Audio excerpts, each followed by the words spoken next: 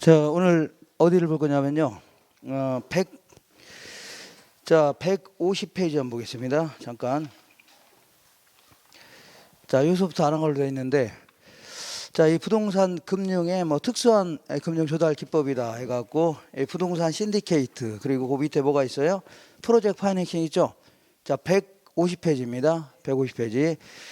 자, 이때 그 부동산 신디케이트는요, 우리 교재에는 막 407페이지 있을 겁니다. 407페이지. 그리고 그 밑에 프로젝트 파이낸싱 있죠? 이건 408페이지 있을 겁니다. 408페이지. 이때 이제 부동산 신디케이트와 관련돼서는요, 그 밑에 좀 내려가다 보면 참고라고 돼 있어, 안 돼서요? 거기서 참고라고 돼 있죠? 참고에 부동산 신디케이트하고 조인트 벤처, 요거는 둘 다 지분금융이다. 요거 아시면 돼요. 더 이상 안 나옵니다. 무슨 금융이라고요? 지분금융. 요거는요, 어떤 특정 개발 사업을 위해서 일시적으로 투자자들을 모집하는 겁니다. 거기에 따라서 주식이라든가 보통 한 명에서 합자회사 같은 경우는 사원권이라는 표현을 씁니다. 어쨌거나 이렇게 마시면 돼요. 이렇게 마시면 됩니다. 둘 다 뭐라고요? 지분금융이다. 이거 마시면 돼요. 지분. 자, 개발 사업을 위해서 일시적으로 뭘 모집한다고요? 투자자를 모집하는 형태다. 이거 마시면 충분합니다. 근데 그 밑에 프로젝트 파이낸싱 요거는요, 한 문제가 나오기도 합니다. 그러니까 정리해 두셔야 돼요.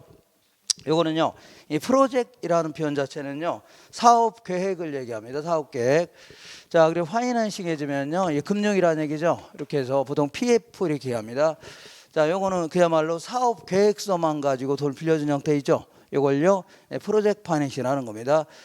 자, 예컨대 그 건설업자가 조감도만 덜렁 들고 와서 은행 가서 돈 빌려달라고 할 수 있죠. 이것도 일종의 넓은 의미의 PF인데, 그거는 상당히 변형된 형태의 PF입니다.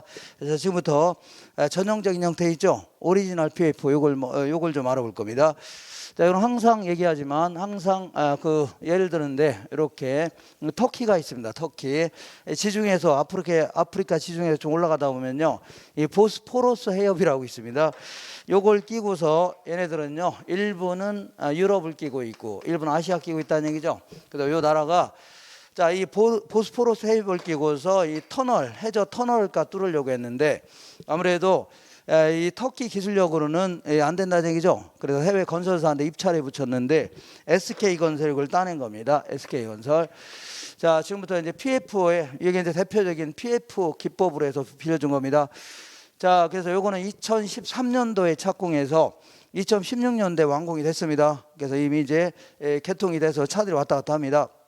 자, 13억 달러가 되는 어마어마한 돈이 소요된 이러한 뭐 대규모 건설 사업인데, 자, 요 사업의 이름이 유라시아 터널 공사입니다. 유라시아 터널 공사. 여기다 이제 돈을 돈을 투입하는데 돈 빌려주겠다는 얘기죠. 그래서 요 금융기법의 가장 큰 차이점은요, 금융기관이 돈을 빌려주겠다 그런 얘기입니다. 가장 큰 특징은요, 이거는 담보대출이 아닙니다. 뭐가 아니라고요? 담보대출도 아니고 신용대출도 아닙니다. 이거는요, 순전히 사업성만 보고 빌려주는 겁니다. 자, 미래 현금 흐름 사업성만 보고 빌려주는 이런 형태입니다. 이렇게 가장 큰 특징이 요겁니다. 이렇게. 자, 두 번째는요, 요거는 그 사업성만 보고 빌려주기 때문에 이거는 나중에 위험이 커요, 작아요? 상당히 크다는 얘기죠. 그래서 보통 이제 일반적으로 어떤 하나의 은행이 참여하는 게 아니라 금융지원단을 결성해서 여러 개의 은행이 그 지원단을 결성해서 참여하는 형태 있죠. 이런 형태입니다. 우리나라에서는요, 수출입은행하고 무역보험공사가 참여했습니다. 그리고 유럽에서는요, 유럽투자은행, 유럽부흥개발은행 합쳐서 총 10개 은행이 참여한 겁니다. 자, 이런 형태, 여기 이제 두 번째 특징이라는 특징입니다. 세 번째는요, 우리는 니네한테 직접 안 빌려주겠다. 자, 니네들은요, 반드시 특수목적 회사인 프로젝트 회사를 설립해라. 자, 이 프로젝트를 위한 별도의 회사를 설립하라 그런 얘기입니다. 그래서 이 회사는요, 이 페이퍼 컴퍼니입니다. 페이퍼 컴퍼니가 뭐예요? 서류상으로만 존재한다는 얘기죠. 서류상으로만 존재하는 명목회사입니다. 명목회사. 아니, 회사가 분명히 있는데 무슨 서류상의 회사냐? 요거는요, 자, 얘와 얘는요, 완전히 별도로 구분해서 회계 처리하려고 하는 겁니다. 이걸 독립채산제다 이렇게 해서 별도로 회계 처리하려고 하는 겁니다. 알겠죠? 그러니까 자, 이 사업이 실패한다 하더라도 얘들이 여기 가서 돈 달라고 못 합니다. 얘들이 파산했다고 해서 이동 갖다 쓰면 안 돼요. 이런 식으로 철저히 구분해서 회계 처리하려고 이렇게 하는 겁니다. 대외적으로는요, 별도 회사 이름 따로 있어요. 독립적으로, 법률적, 경제적으로 독립되어 있는 회사처럼 움직입니다. 이렇게. 그래서 우리는 여기다 돈 빌려주겠다. 이 돈 가지고 이 터널 공사에 써서 엉뚱한 데 쓰지 말고 우리한테 원금이자 갚는 데 있죠. 우선 쓰라 얘기입니다. 이게 이제 세 번째 특징이고, 네 번째는요, 요거는요, 이 회계 계정을 얘들한테 막 맡겼다가는요, 얘들 지 마음대로 돈을 막 쓸 수 있어 없어요? 있죠. 그래서 이 결제 계정을, 현금 결제 계정을요, 얘들은 주거래은행에다 맡기고 있어야 돼요. 그리고 얘들은요, 맡아서 일단 관리해야 됩니다. 이거를요, 얘 입장에서는 위탁한다, 얘 입장에서는요, 수탁한다 이집니다. 그래서 결제 수탁 계정이라는 걸 줘야 됩니다. 이렇게. 그래서 양 당사자가 합의가 없는 상태에서는 이 돈을 뺐으면 대화인데요, 안 됩니다. 이게 철저히 구분해서 회계 처리하는 이런 형태입니다. 자, 그리고 요거는요, 요거는 이따가 한 번 더 할 건데, BOT 방식으로 계약을 했습니다. BOT라는 게 뭐냐면 민간이 개발하는 겁니다. 빌드. 그리고 이거 2041년도까지 운용해가면서 회수하는 식으로 있죠. 그러니까 여기 톨게이트 설치하게 되면 지나가는 차들한테 톨비 받을 수 있죠. 이렇게 해서 투하자금을 회수하는 식으로 이렇게 계약을 했습니다. 그리고 그 2041년도에 소유권을 넘기는 식으로 있죠. 터키 정부에다 넘기는 식으로 이렇게 계약했는데, 문제는요, 차들이 처음에는 좀 잘 다니다가 나중에는 별로 안 다닐 수도 있어 없어요? 있죠. 왜냐하면 뭐 여기 부산에서 이 거제도까지도 해저 터널이 있는데, 요것도 뭐 한두 번 다닐 때는 재밌지 않아요? 땅속으로 막 물속으로 이제 일종의 물속으로 들어가는 거 아닙니까? 처음에 저 약간 스릴도 있고 왔는데, 허구한 날 다녀봐요. 이게 일반 땅속인지 바닷속인지 잘 모릅니다. 그러니까 나중에는요, 시간만 많이 걸리니까 그냥 비행기 타고 다닐 수 있어 없어요? 있죠. 그러면 차들이 거의 안 다니면 얘들은 크게 손해날 수 있죠. 그러니까 얘들은 입찰에 참여하지 않으려고 하겠네요. 그래서 이 터키 정부가 그러는 겁니다. 걱정 마라. 니네들이 운영하다 회수 못해서 돈을 못 갚는다면 우리가 터키 정부가 채무를 인수하겠다. 뭘 인수하겠다고요? 채무를 인수하겠다. 대신 갚아줄 테니까 맘 놓고 운영하라는 얘기죠. 자, 그러면 크게 손해할 게 있어 없어요? 없죠. 그래서 이러한 형태로 운영한 거, 이런 형태를 뭐라고요? PF라는 겁니다. 이렇게. 그 왼쪽에 아래 보시면 요거 바로 아래 보면 몇 가지 더 추가적인 내용 확인할게요. 얘는요, 미래 현금 흐름을 근거로 빌려주는 겁니다. 그러니까 이건 담보대출이 아닙니다. 아니에요. 그리고 이건 비소구금융이라고 해서 아까 얘기한 대로 이 사업이 무산됐다 하더라도 얘들은 여기 가서 돈 달라고 할 수 있어 없어요? 없습니다. 그나마 남아있는 현금, 남아있는 재산 범위 내에서 회수할 수 있는 겁니다. 알겠죠? 그래서 근데 우리나라에서는요, 일부는 이게 청구할 수 있도록 하고 있습니다. 그래서 이걸요, 제한적 소금융 이렇게 얘기합니다. 그다음에 요거는요, 이 돈 빌린 거를요, SK 재무제표 여기에다가 부채로 기록되는 게 아닙니다. 여기다 기록되는 게 아니라 요것도 하나의 회사라고 했죠. 예, 프로젝트 회사. 자, 프로젝트 회사 이거 별도의 그 자회사로 할게요. 프로젝트 회사인 자회사에게 여기다가 이제 부채로 기록되는 겁니다. 이렇게. 자, 그러니까 죄송합니다. 부채로 기록되는 거예요. 이렇게. 그러니까 만약에 내 이름 앞으로 돈 빌린 게 많이 있다면 나는 추가로 돈 빌린 게 쉬워요? 어려요? 어렵겠죠. 근데 내 이름 앞으로 기록된 게 아니라 내가 만든 이상한 회사 있죠. 아바타 회사, 이상한 서류상 회사 여기다 막 기록해 놓으니까 나는요, 추가로 돈 빌린 게 수월해 안 수월해요? 수월할 수 있다는 얘기입니다. 이걸요, 채무 수용 능력을 제고할 수 있다는 얘기입니다. 그 다음에 요거는요, 담보대출이라면 나중에 뭐 회수를 못한다면 담보로 잡은 거 팔아서 회수할 수 있어 없어요? 그러면 위험이 많이 줄어들 겁니다. 근데 이건 담보대출이 아니죠. 위험이 상당히 큽니다. 그리고 이 지역은요, 뭐 전쟁도 많이 발생한 나라입니까? 그러니까 이런 중동 지역 아닙니까? 그러니까 사업이 무산될 가능성이 굉장히 높습니다. 그래서 이 사업 주체도 이 사업을 철저히 검토한 다음에 사업에 참여하려고 할 겁니다. 근데 요 대출 기관들도 마찬가지로 그냥 빌려줬다가는 큰일 나죠. 그러니까 이 사업을 철저히 검토한 다음에 빌려를 할 겁니다. 그러니까 누구는 이 사업을 알고 있고 누구는 모르고 이런 거 없다는 얘기죠. 이런 걸요, 정보의 비대칭 문제가 감소된다 이집니다. 요거는요, 장기면서 대규모 건설 사업에 적합하지 무슨 원룸 하나 짓는데 뭐 10개 은행이 참여하고 이러진 않겠죠. 이렇게. 자, 지금까지 한 얘기가 오른쪽에 문제로 그대로 있으니까 한번 읽어보시면 돼요. 알겠죠? 읽어보시고. 자, 다만 하나 기억할 것은요, 이 프로젝트 파이낸싱은요, 이건 부채 금융입니다. 빌려주는 거예요. 다만 위험이 크니까 여러 가지 보증책을 마련할 뿐입니다. 이렇게 이 정도 하시면 돼요. 자, 지금부터는요, 자, 그 다음 내용 정리해 보겠습니다. 어디냐면 154페이지 한번 보겠습니다. 154페이지. 동생분 오셨네요. 동생분? 네. 동생분. 네? 자, 거기 보시면 154페이지 찾으셨나요? 네, 바로 전 페이지 한번 볼게요. 바로 전 페이지. 자, 제 7편에 이용, 개발, 관리, 마케팅 이런 게 있어 없어요? 있죠. 여기서는요, 제 1장에 부동산 이용론, 여기서는요 거의 안 물어봅니다. 최근 10년 동안 한 문제 꼭 물어본 게, 또 꼴랑 물어본 게 다예요. 근데 여기서는 그래도 무시할 수 없는 게 여기저기서 관련 용어가 나옵니다. 용어. 그러니까 용어를 정리해 줄 필요가 있어요. 자, 그 다음에 그 밑에 부동산 개발론 있죠. 여기는 딱 두 문제 꼭 물어봅니다. 두 문제. 그래서 맞춰야 돼요. 어렵지 않게 나오니까 맞춰야 됩니다. 그 다음에 3장에 부동산 관리론 있죠. 요거는 한 문제 딱 나옵니다. 몇 문제라고요? 한 문제. 요것도 어렵지 않게 나옵니다. 맞춰야 돼요. 그 다음에 마케팅론. 요거는요, 공부할 게 이제 반 페이지밖에 안 됩니다. 몇 페이지라고요?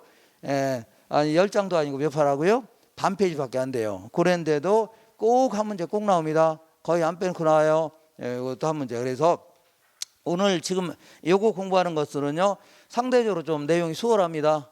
다른 거에 비해서 약간 우리 뭐 계산 이런 거 하는 것도 없고 그러니까 좀 수월해요.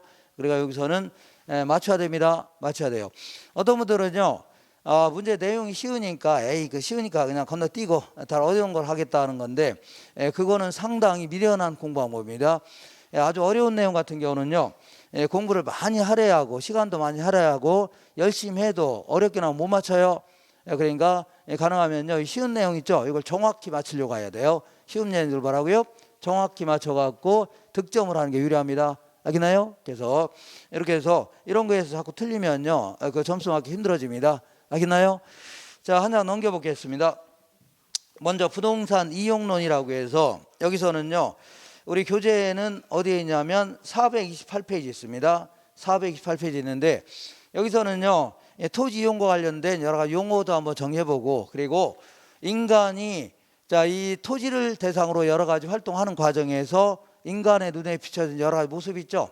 뭐 직주 분리라든가 아니면 뭐 도시 스프롤 현상이라든가 이런 거 있죠. 이런 거 좀 간단히 알아보는 게 이 파트입니다. 자, 일단은 토지를 이용할 때는요, 가장 만족감이 극대화되는 이용을 할 필요가 있습니다. 이걸요, 최유효 이용이다 이렇게 합니다. 가장 효과적으로 이용한 걸 뭐라고요? 최유효 이용이다. 그러면 굳이 정의를 한번 써본다면, 한번 읽어본다면, 이 최유효이라는 것은요, 객관적으로 양식과 통상의 이용 능력을 보유한 사람의 합리적, 합법적인 최고 최선의 이용이죠. 뭐라고요? 최유효 이용이다 이렇게 합니다. 그러니까 객관적으로 양식과 통상의 이용 능력, 이거는요, 우리 같은 경제적인 일반적인 사람 얘기하는 겁니다. 보통 사람 얘기하는 거예요. 이런 사람이 자, 토지를 어떻게 이용한다고요? 합리적, 합법적, 최고 최선의 이용 있죠. 이걸 뭐라고요? 최유효 이용이라는 겁니다. 아직까지는 무슨 얘기 잘 모르겠다. 그러면 자, 그 밑에 그림에 강남역 사거리가 있는데, 보통 30층, 50층짜리 되는 어떤 고층 시가지인데, 어떤 갑이라는 노인분이 여기다 2층을 짓고 건물을 2층짜리 주택을 짓고 살고 있다는 얘기죠. 그리고 앞에 땅덩어리가 좀 남으니까 뭐 고추도 재배하고 살고 있는 거 아닙니까? 그럼 우리 같은 보통 사람이 볼 때, 와, 어떻게 땅을 저 따위로 이용하냐? 여기다 한 25층 정도 오피스텔 같은 거 지어서 분양하면 큰 돈이 될 거라는 얘기죠. 그래서 이분이 생각할 때는 뭐 제대로 된 이용이 될지 모르겠지만, 우리 같은 일반적인 보통 사람이 생각할 때는요, 와, 어떻게 저 따위로 이용하냐 이렇게 할 거 아닙니까? 그러면 이 땅에다가 25층 정도를 지어서 이용하는 게 최유효 이용이냐? 그건 아닐 수가 있다는 얘기입니다. 이것도 복합적으로 한번 접근해 보려는 겁니다. 제대로 가장 만족감이 극대화된 이용을 하기 위해서는요, 이게 복합적으로 한번 접근해 보는 겁니다. 그러니까 25층 정도를 짓는 게 최유용이 아닐 수가 있다는 얘기죠. 그래서 항상 복합적 하면요, 법경기 기억나셔야 돼요. 법경기. 자, 맨 먼저 이 법률적 측면에서는요, 이 합법적인 이용이어야 됩니다. 합법적. 예컨대 저 지역이 용적률, 건폐율, 일조 기준 이거 따져봤을 때 25층 이상 올리는 것은 20층 이상 올리는 건 불법이라는 얘기입니다. 그러면 불법적으로 이용하면 돼요, 안 돼요? 안 됩니다. 첫 번째는 합법적으로 이용해야 돼요. 알죠? 불법으로 이용하면 돼요, 안 돼요? 안 되는 겁니다. 두 번째는요. 그럼 20층 정도로 지어서 이용하려고 했더니 요 지역이 지형, 지세 이런 거라든가 이런 거 감안했을 때 언덕배기가 져 있어서 무너질 가능성이 있다는 얘기죠. 그잖아요. 위에서 땅 미는 바람에. 그리고 이 지역의 기반 시설 자체가 좀 잘 안 갖춰 갖고 하수도물이 안 내려갈 가능성이 있다는 얘기죠. 그러니까 아무래도 15층 이상 올리는 것은요, 아무래도 건물이 무너질 가능성이 있거나 물도 잘 안 내려갈 가능성이 있다는 얘기죠. 그러면 이렇게 15층 이상 지으면 돼요, 안 돼요? 안 되는 거죠. 그래서 두 번째는요, 물리적으로 채택이 가능해야 됩니다. 그러니까 충분히 층수를 올릴 수 있는 땅이어야 됩니다. 알겠죠? 여러 가지 기반 시설이라든가 아니면 지형, 지세 이런 거 감안했을 때 충분히 지을 수 있는 땅이어야 됩니다. 두 번째는. 알겠나요? 그러면 15층 정도를 지어서 이용하는 게 가장 최선의 이용이냐 했더니 요 부분은 조금 더 다시 할 겁니다. 다시 할 거예요. 조금 있다가. 자, 10층까지 지을 때는요, 10층까지 지을 때는 한 층 더 올렸을 때 들어온 수입이죠. 요게 한 층 더 올렸을 때 들어간 비용보다 크다는 얘기입니다. 근데 요 10층 이상 짓게 되면 여기서 한 층 더 올렸더니 건축비는 1억인데 분양대금은 4천만 원밖에 안 들어온다는 얘기죠. 그럼 올리면 돼요, 안 돼요? 안 됩니다. 들어온 돈 까먹기 시작합니다. 이거 이상 올렸다가는요, 들어온 돈 까먹을 수 있다는 얘기죠. 그래서 세 번째는요, 경제적 측면에서 최대 수익을 실현할 수 있어야 됩니다. 이렇게. 자, 그러면 결국은요, 이 정도로 이용할 때가 뭐라고요? 가장 만족감이 극대화된 이용이다. 다른 말로 이걸요, 최유효 이용이라는 겁니다. 근데 이런 식으로 이용하는데 문제는요, 이러한 수익이 내가 죽고들랑 수익이 발생이 된다. 이런 것들을 합리적이라 할 수는 없는 거죠. 그러니까 가까운 시일 내에 이 수익이 실현이 가능해야 됩니다. 이걸요, 합리적인 이용이다 이렇게 표현합니다. 여기서는 뭐라고요? 합리적인 이용이다.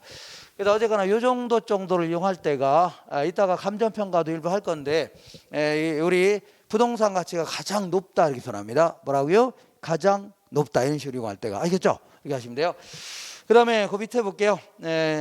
토지용의 집약도라고 있는데 요거는요, 단위 면적당 투입되는 노동과 자본의 양 있죠? 요걸요, 토지용의 뭐라고요? 집약도 이렇게 합니다. 토지용의 뭐라고요? 집약도 이렇게 하는데, 자, 여기서는요, 이런 얘기를 볼게요. 자, 여기는요, 뭐냐면 농촌입니다. 농촌. 여기는 뭐라 할까요? 도시입니다. 도시. 그러면 이 도시 같은 경우는요, 1제곱킬로미터당 건물 같은 거 빼곡히 채워서 이용할 겁니다. 그래서 단위 면적당 투입되는 노동과 자본의 양이 많아요, 적어요? 많다는 얘기입니다. 근데 농촌 같은 경우는요, 뭐 씨 뿌리고 경작하는 비용 이런 게 다죠. 그래서 지금부터 농촌 같은 거를요, 집약도가 낮은 토지용이다 이렇게 합니다. 그리고 이 도시 같은 걸 뭐라고요? 집약도가 높은 토지용이다. 그래서 이게 다른 말로, 자, 이런 걸 뭐라고요? 이걸 조방적 토지용이다 이렇게 합니다. 집약도 낮은 토지용을 뭐라고요? 자, 조방이라는 표현 자체는요, 아주 엉성하게 면밀하지 못하고 엉성하게 이용하는 거 있죠? 이걸요, 조방이라는 표현을 씁니다. 이걸 뭐라고요? 집약적 토지용이다 이렇게 합니다. 집약적. 네, 요거보다 조금 더 중요한 얘기가, 요거는 그거 다 있으니까 조금 더 중요한 얘기가, 자, 지금부터 여기다가 이제 일단은 자, 이 건물을 좀 지으려고 합니다. 지으려고 하는데 일단은 법률적으로나 기술적으로 합법적이고 물리적으로는 채택 가능합니다. 합법적이고 물리적으로는 채택이 가능합니다. 그래서 한 15층 정도 지으려고 합니다. 몇 층 지으려고 한다고요? 여기는 합법적이고 물리적으로는 채택 가능해요. 그래서 이제 경제적 측면 가지고 따지는 겁니다. 어떤 측면이라고요? 경제적. 자, 이때 한 5층 정도를 지어서 분양하게 되면 5층 정도를 지어서 분양하게 되면 그동안 분양대금이 들어와 안 들어와요? 분양하면 분양대금 들어오죠? 근데 그 돈하고 그동안 투입한 돈하고 딱 맞아 떨어진답니다. 그러니까 땅을 비싸게 구입했을 거 아닙니까? 근데 이거를 여기다가 한 3층 정도 지어서 분양하면 손해라는 얘기죠. 그래서 최소한 얼마라고요? 5층은 딱 지어서 분양했을 때 그동안 투입한 비용을 뺄 수가 있다는 얘기입니다. 알겠죠? 그래서 요거를요, 총 수입과 총 비용이 같다 해줍니다. 같다. 이거를요, 우리 경영학에서는 이걸요, 손익분기점이라는 겁니다. 무슨 분기점이라고요? 손익분기점이다 이렇게 합니다. 자, 그래서 자, 이 토지를 이용하더라도 최소한 이거 이상 이용해야 돼요. 그러니까 다시 말하면 5층 이하로 짓게 되면 손해라는 얘기죠. 5층 이상은 지어야 이익이 생기는 겁니다. 그래서 손해에서 이익으로 가는 분기점이다 해서 이걸 뭐라고요? 손익 분기점해집니다. 손해에서 이익으로 가는 뭐라고요? 분기점이다. 자, 지금부터 여기서부터 한 층 더 올렸을 때 들어오는 올렸을 때 들어가는 비용 있죠? 이걸 한계 비용이라 할게요. 자, 지금부터 한계라는 표현 자체는요, 우리 경제학에서는요, 추가라는 뜻입니다. 뭐라는 뜻이라고요? 추가. 근데 이제 부동산학에서는 끝이라는 용어입니다. 끝. 여기서는요, 경제학적으로 생각하는 겁니다. 자, 지금부터 경제학에서는 뭐라고요? 자, 한계라는 의미가 뭐라고요? 추가라는 뜻입니다. 추가. 알겠죠? 자, 그래서 지금부터 한 층 더 올렸을 때 들어가는 비용 있죠? 요거를요, 한계 비용 이렇게 합니다. 그다음에 한 층 더 올려서 팔게 되면 돈 대환돼요. 이거를요, 한계 수입이라는 겁니다. 그러니까 한 층 더 올렸더니 건축비는 1억인데 분양금은 5억 원 들어올 거다. 그러면 올려야 돼, 안 올려야 돼요? 올려야 되는 겁니다. 그러니까 한계 수입이 한계 비용보다 큰 하나는 계속 올려야 돼요. 근데 10층을 딱 지어서 분양한다면요, 한계 수입과 한계 비용이 같대요. 같대요. 그럼 이게 의미하는 게 뭐냐면 여기서부터 한 층 더 올렸더니 건축비는 1억인데 분양대금은 4천만 원밖에 안 들어온다는 얘기죠. 그럼 올리면 대환돼요? 안 됩니다. 여기서부터는요, 들어온 돈을 까먹기 시작하는 겁니다. 알겠죠? 그래서 이렇게 한계 수익과 한계 비용이 같은 지점 있죠? 요거를 이익 극대화점이다 해줍니다. 이익이 어떻다고요? 극대화되는 지점이다. 이렇게 합니다.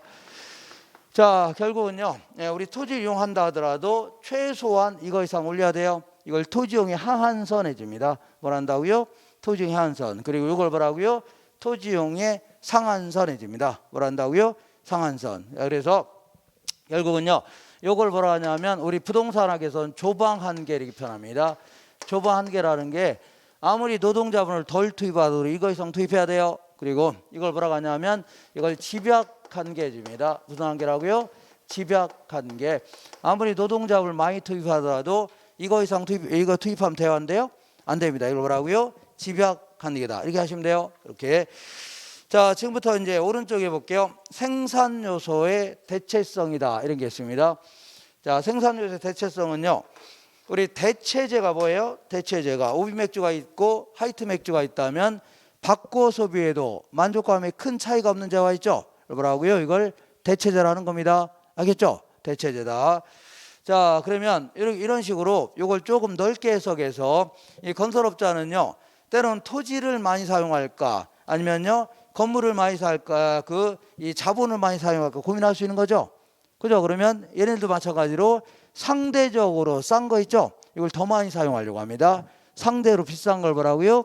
덜 사용하고 싼 걸 뭐라고요? 더 많이 사용하려고 한다. 이걸요, 생산 요소의 대체성이라는 이렇게 얘기합니다. 그래서 이 대체성이라는 표현 자체는요, 이렇게 계산을 이렇게 합니다. 토지의 사용량분의 자본의 사용량, 이걸 얘기해요. 그럼 이 계산한 게 얼마 나온다면 이 토지 한 단위당 자본을 어느 정도 소비하냐, 사용하냐, 이걸 얘기하는 겁니다. 이렇게 이걸 생산 요소의 대체성이라는데 이렇게 볼게요. 이렇게. 자, 요거는 이제 도심입니다. 도심에서 외곽으로 나갈수록 여기는 토지의 사용량, 여기는요 자본의 사용량. 이 자본은요 건물을 올리는 비용 생각하시면 돼요. 뭘 올리는 비용이라고요? 건물을 올리는 비용 생각하시면 돼요. 자, 그러면 이렇게 사이에 두고 이쪽 보겠습니다. 자, 이러한 식으로 사이에 두고 여기 토지를 많이 사용할까? 이번엔요 그 자본을 많이 사용할까 고민하고 있는데 건설업자가, 자, 여기다가는요, 여기는 이 안쪽 같은 경우는 토지의 가격이 비싸요, 싸요? 자, 도심 쪽은 토지 가격이 비싸요, 싸요? 상당히 비싸다닙니다, 가격이. 그러다 보니까 상대적으로 자본은 건물 올리는 비용 같은 건 굉장히 싼 꼴이 되는 겁니다. 상대적으로. 알겠죠? 토지에 비해서 굉장히 싼 꼴이에요. 그렇기 때문에 토지는 조금만 소비하고 자본을 많이 소비하려고 합니다. 이런 식으로. 알겠죠? 이렇게. 자, 근데 바깥쪽 볼게요. 바깥쪽 같은 경우는요, 이 변두리 같은 쪽은요, 토지를 많이 사용할까 자본을 많이 사용할까 고민하고 있는데, 바깥쪽 같은 경우에는 토지의 가격이 비싸요, 싸요? 쌉니다. 무지 쌉니다. 토지의 가격이 굉장히 싸잖아요. 그러니까 상대적으로 건물 올리는 비용 있죠? 무진장 비싼 꼴이 된 겁니다. 상대적으로 토지에 비해서. 그래서 사람들은요, 상대적으로 싼 토지는 잔뜩 소비하고 비싼 차분은 덜 소비하려고 한다는 얘기죠. 이렇게 소비하려고 합니다. 다시 할게요. 안쪽 같은 경우는요, 토지는 조금만 사용하고 자본을 많이 사용하려고 합니다. 이런 식으로. 그 대신 바깥쪽 같은 경우는요, 싼 토지를 많이 사용하고 자본을 덜 사용하려고 한다는 얘기죠. 이렇게. 자, 그러다 보니까 어떤 식으로요? 이러한 형태로 그림이 그려집니다. 그러니까 상식적으로 그런 얘기입니다. 우리 안쪽 같은 경우는 땅이 비싸요, 싸요? 비싸죠. 그러니까 땅은 조그만 땅 구입해서 층수를 자꾸 올리려고 한다, 그런 얘기고, 바깥쪽 같은 경우는요, 땅이 싸요, 비싸요? 싸죠. 그냥 땅만 잔뜩 구입하고 보통 이제 농사 같은 거 많이 지으려고 한다, 그런 얘기입니다. 알겠죠? 그래서 이거를요, 요 대체성이라는 공식에 집어넣는다면 안쪽 같은 경우는요, 토지는 조금 사용하고 자본을 많이 사용하려고 합니다. 그러다 보니까 토지 한 단위당 자본량이 많다는 얘기죠. 그래서 이걸 대체성이 높다 이렇게 표현합니다. 뭐 높다고요? 대체성이 높다. 근데 바깥쪽 같은 경우는요, 토지는 잔뜩 소비하고 자본을 덜 소비하려고 하죠. 그러니까 얘때는요, 토지 한 단위당 자본을 덜 사용하려고 하죠. 그러니까 대체성이 낮다 해집니다. 알겠죠? 그리고 아까 집약도라는 걸 이용한다면 이 안쪽 같은 경우는요, 집약도가 높은 토지용이다. 얘는 뭐라고요? 집약도가 낮은 토지용이다 해집니다. 그리고 이제 바깥쪽 같은 경우는 주로 1차 산업이 입주하게 됩니다. 주로 이제 농업 이런 거죠. 이런 것들이 입주할 수밖에 없어요. 그러니까 사람들은요, 땅이 싸니까 땅만 잔뜩 구입해서 농사 같은 거 지으려고 합니다. 이렇게. 근데 안쪽 같은 경우는요, 주로 3차 산업이 입주합니다. 3차 산업은 서비스업, 상업 이런 걸 얘기합니다. 그러니까 도심지 같은 경우는요, 땅값이 너무 비싸니까 땅은 조금 구입하고 층수를 올려서 상업용 건물 있죠. 이걸로 주로 이용한다, 그런 얘기입니다. 알겠죠? 그렇게 하셔야 돼요. 자, 예전에 한번 지문에 하나 끼어들어온 게 있는데 155페이지 오른쪽 메뉴에 볼게요. 1번에 도심 지역의 건물들이 고층화되는 것은요, 토지에 대한 자본의 대체성이 어떻다고요? 높다는 것입니다. 자, 항상 뭐뭐에 대한 하면요, 그게 분모로 들어가야 됩니다. 자, 어디 갔어요? 네, 아까 생산자의 대체성은요, 토지의 사용량분의 자본의 사용량이라고 했죠. 그래서 뭐뭐 대한 하면 항상 분모로 들어가야 돼요. 뭐뭐 분해, 뭐뭐 당, 뭐뭐에 대한, 이거 나오면 다 뭐라고요? 분모로 들어가야 됩니다. 그러니까 도심 지역이 고층화되는 것은요, 토지에 대한 자본의 대체성이 어떻다고요? 높다는 것을 의미한다, 그런 얘기입니다. 알겠죠? 예. 그러니까 토지는 조금 사용하고 자본을 많이 사용한다, 그런 얘기예요. 알겠죠? 그 다음에 거기 밑에 보시면 입지잉여라고 있는데, 요거는 자세히 안 물어보니까 그냥 음요하시면 돼요. 그러니까 다른 요인은 다 동일한데 입지가 좋아서 생긴 잉여 있죠? 이걸 뭐라 한다고요? 입지잉여다 해집니다. 다시 할게요. 다른 요인은 다 동일한데 입지가 좋아서 생긴 잉여 있죠? 예를 들어서 대학교 코앞에 A라는 분식점이든 B라든지 C라든지 셋 다 어떤 분식점의 맛과 품질은 똑같다고 치자. 똑같은데도 불구하고 A 음식점은요, 하루에 매출액이 100만 원이고 BC부터는요, 매출액이 똑같다는 얘기죠. 20만 원씩으로. 그 다음부터는. 그러면 BC부터는요, 입지가 좋아서 생긴 잉여는 없다는 얘기죠. 그죠? 그러면 왜 A 음식점은요, 하루에 100만 원씩 법니까? 입지가 좋아서 생긴 잉여가 있다는 얘기죠. 이렇게 하시면 돼요. 그 정도만 하시면 돼요. 그 밑에 보겠습니다. 지가 구배 현상이라고 있는데, 이거는요, 미국의 노스 교수라는 사람이 시카고 인근에 이 토페카라는 조그만 소도시가 있는데, 이 도시의 지가 구조를 한번 연구해 봤습니다. 연구해 봤는데, 자, 어쨌거나 지가가 이 외곽쪽으로 나갈수록, 이게 도심입니다. 도심에서 외곽으로 나갈수록 지가는 하락하겠죠. 근데 어떻게 하락하냐면, 이렇게 이제 구배라는 게 뭐냐면 구부러지면서 하락한다. 그래서 이걸요, 지가 구배 현상이라는 겁니다. 이렇게 구부러지면서 하락한다는 얘기죠. 그래서 왜 이런 형태가 나타나냐면, 우리 안쪽 같은 경우는 보통 이제 이거 조금 안으로 들어가면 지가 팍 올라갑니다. 조금 나가면 팍 떨어지죠. 예를 들어서 을지로 이런 데 있잖아요. 을지로 이런 데서 약간 명동 쪽으로 막 들어가면요, 거기는 막 백화점이고 막 고급 건물들이 막 즐비하죠. 그죠? 그러니까 지가가 팍 올라갈 수 있다는 얘기입니다. 근데 조금 나가면 팍 떨어진다는 얘기죠. 그러니까 안쪽은요, 지가 차이가 커요, 작아요? 크다는 얘기입니다. 근데 이 바깥쪽 같은 경우는요, 아무래도 변두리 같은 거는 좀 나가나 들어나 별 차이가 있어 없어요? 없다 그런 얘기입니다. 그래서 그렇게 이렇게 해서 이렇게 그리는데, 그러니까 이걸 기울기라는 게 뭐냐면 밑변분의 높이를 얘기합니다. 여기서 여기로 갈 때 밑변분의 높이, 이걸 기울기라는 거예요. 그다음에 이것도 마찬가지 여기로 한다면 밑변분의 높이 이렇게 얘기합니다.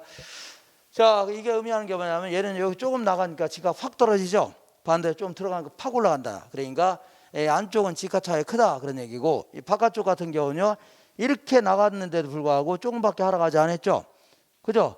이렇게 들어갔는데 얼마 안 올라갔죠. 지가 차이가 크지는 않다는 얘기입니다. 이렇게.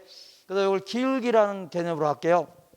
이건요, 밑변분의 높이니까 밑변의 높이 A분의 B 해주면 되겠네요. 맞죠? A분의 B. 자, 그래서 뭐 이게 1이고 10이라면 1분의 10이라는 얘기입니다. 요거는요, C분의 D 이렇게 해주면 되겠네요. 이게 10이고 1이라면 10분의 1이라는 얘기죠. 그래서 안쪽 같은 경우는요, A분의 B하고 바깥쪽에 C분의 D를 비교하면 얘가 더 크다는 얘기죠. 안쪽은 기울기가 크다는 얘기입니다. 안쪽은 뭐라고요?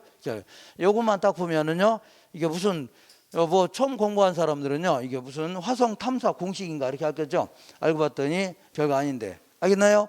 한 장 넘겨보겠습니다. 다만 요거는요, 우리 토페카라는 소도시 같은 거는 이런 형태를 적용하지만, 우리 대도시 서울 같은 경우는요, 뭐 내려가다 다 강남 쪽 가부터 올라갈 수 있는 거죠. 이렇게 이제 이런 형태를 보입니다. 대도시 같은 경우는. 자, 한 장 넘겨볼게요.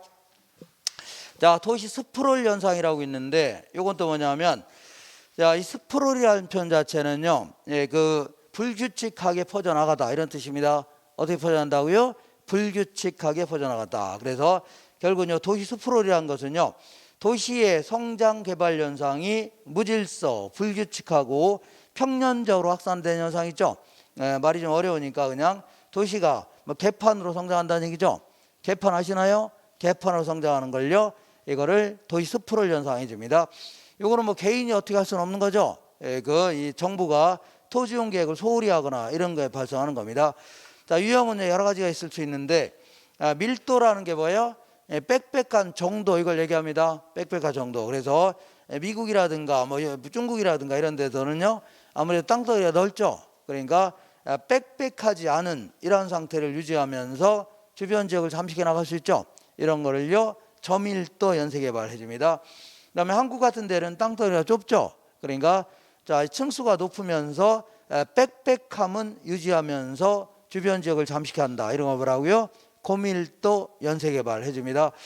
간선도로라는 게 뭐냐면 도시의 동맥이 되는 주요 도로 있죠.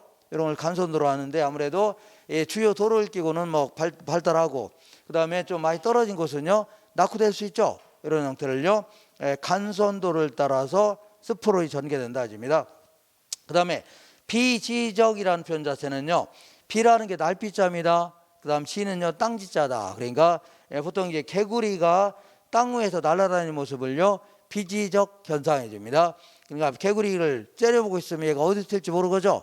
그래서 갑자기 웩 했더니 막 항상 공질랑면서 팍팍 뛰어다니는 거죠. 그러니까 이런 식으로 뭐 나홀로 아파트 같이 듬성듬성 공지를 남기면서 아파트 지어다니는 형태 있죠. 이런 형태를 뭐라고요? 비지적 현상이라는 겁니다. 그 밑에 특징을 볼게요. 특징은요, 주거지역뿐만 아니라 상업지역, 공업지역에서 발생하는 겁니다. 그리고 요거는 아무래도 도심지 같은 경우는 이미 세팅이 끝났죠. 그러니까 아무래도 개발이 예상되는 외곽부 이런 데서 더 발생할 수밖에 없어요. 그리고 간혹가다 이제 입체 슬럼 형태 나타날 수 있는 겁니다. 우리 이제 명동에서 조금 나가다 보면 옛날에 청계천 같은 데 있죠. 상당히 낙후된 동네였습니다. 아파트 굉장히 막 오래되고, 그래서 경우에 따라서요, 사이사이에 입체 슬럼과도 형성될 수 있다는 얘기죠. 이렇게 하시면 돼요. 그다음에 아무래도 도시가 그 이용 계획에 따라 차곡차곡 성장한다면 이렇게 굉장히 여긴 땅값이 높을 겁니다. 비쌀 겁니다. 근데 막 도시가 이렇게 막 개판으로 막 퍼져 나가니까 전체적인 도시 시가는 낮을 수밖에 없는 거죠.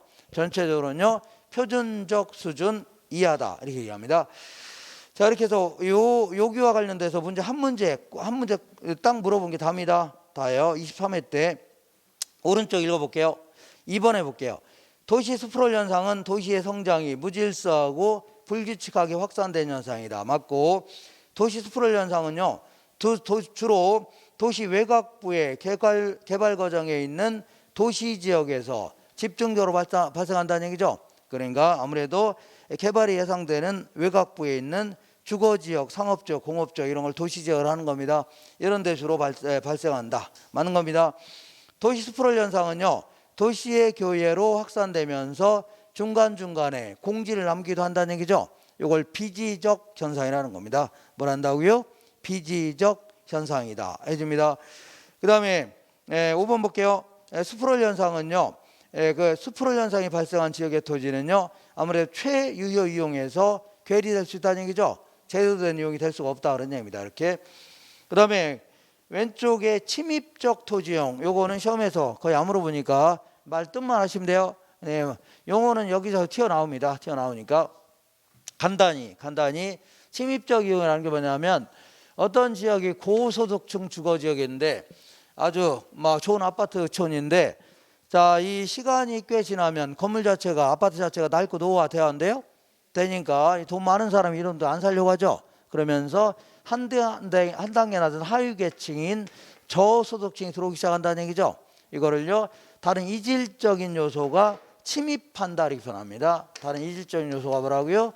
침입한다. 그러면서 계속 바뀌어 나가는 거 있죠. 바뀌어 나가는 걸요, 천이한다 이렇게 얘기합니다. 천이한다.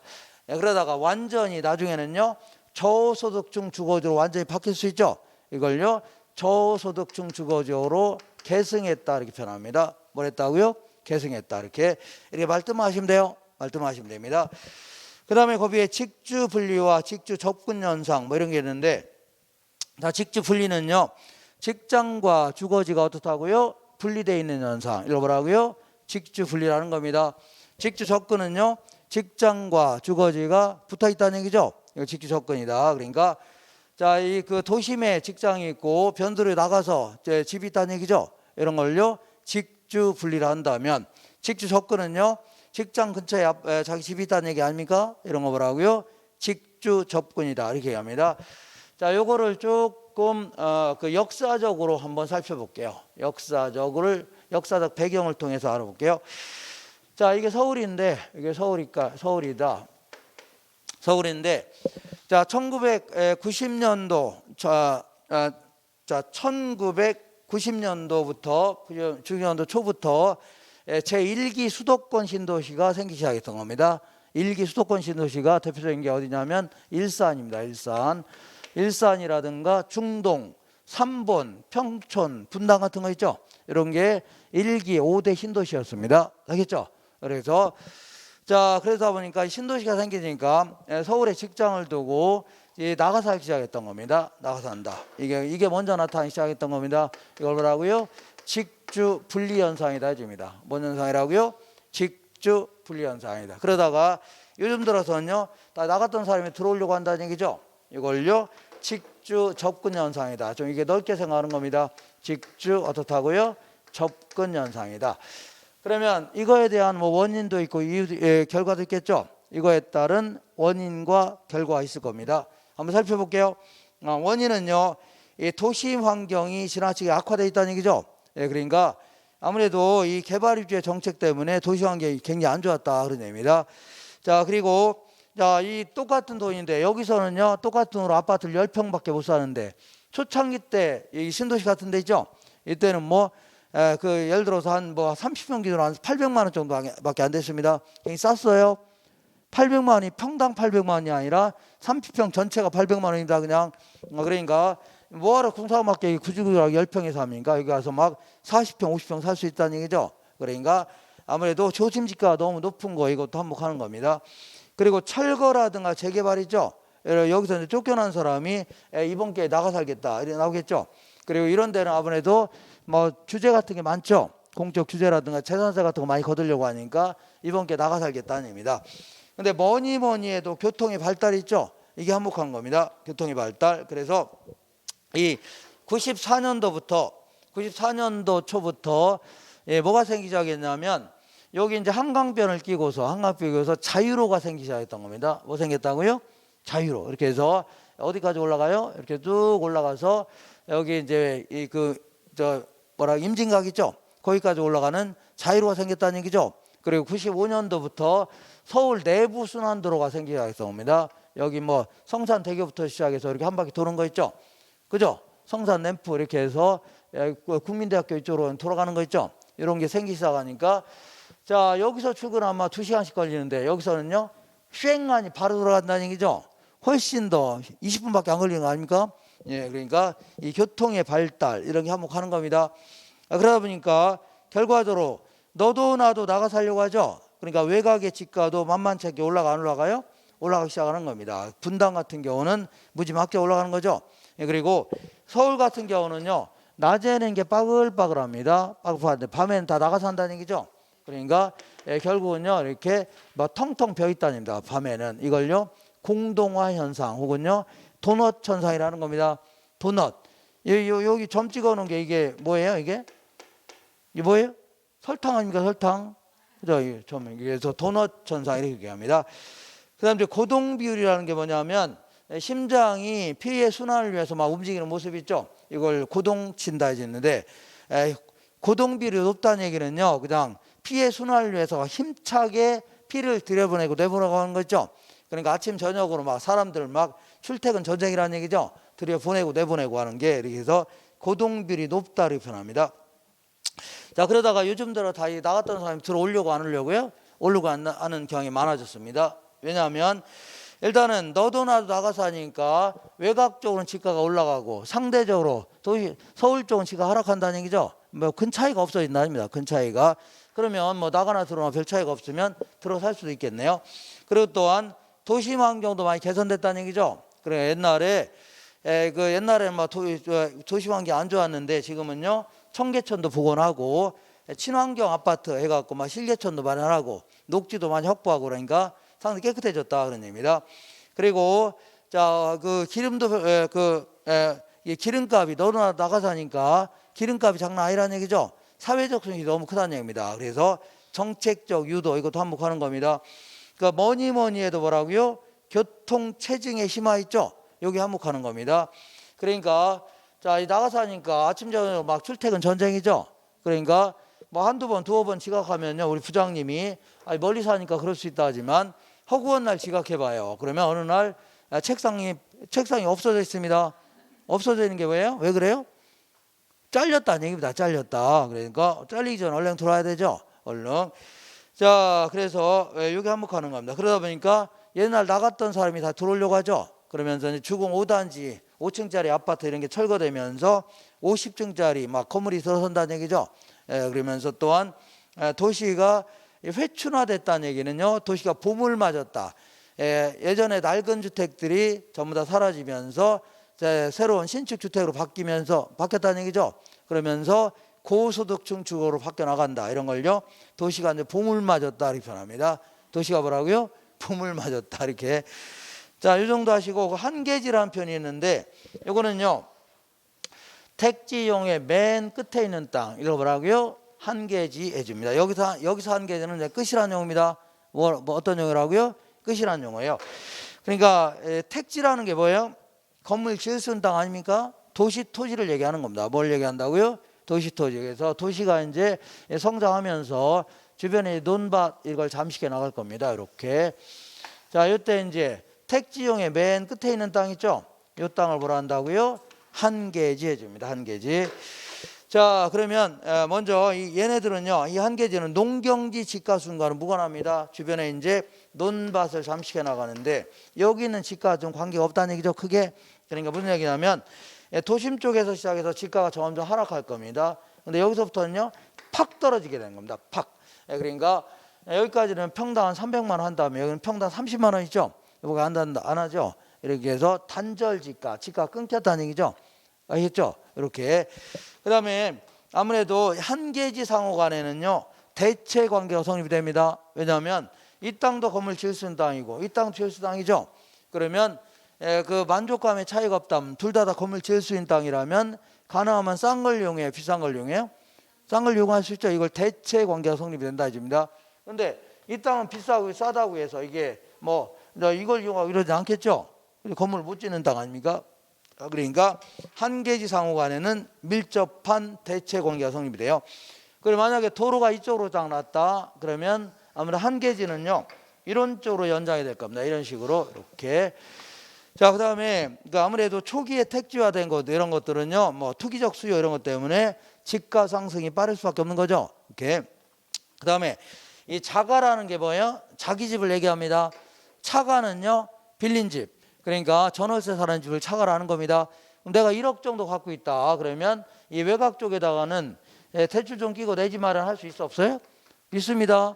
근데 안쪽 이 도심 쪽에다가 1억 가지고 내 집 마련하기는 거의 힘들겠죠. 그러니까 보통 이제 전월세 사는 집이 많을 수밖에 없어요. 안쪽은 주로 이제 바깥쪽은요 자기가 직접 거주한 집이 많고 안쪽 같은 경우는요 전월세 사는 집이 많다는 얘기죠. 그래서 자가의 한계지는 차가의 한계지보다 더 먼 원방권에 위치한다는 얘기죠. 더 먼 원방권에 위치한다. 이렇게 하시면 돼요. 자, 이 정도 하시고 개발론부터는 잠깐 쉬었다 하겠습니다. 자,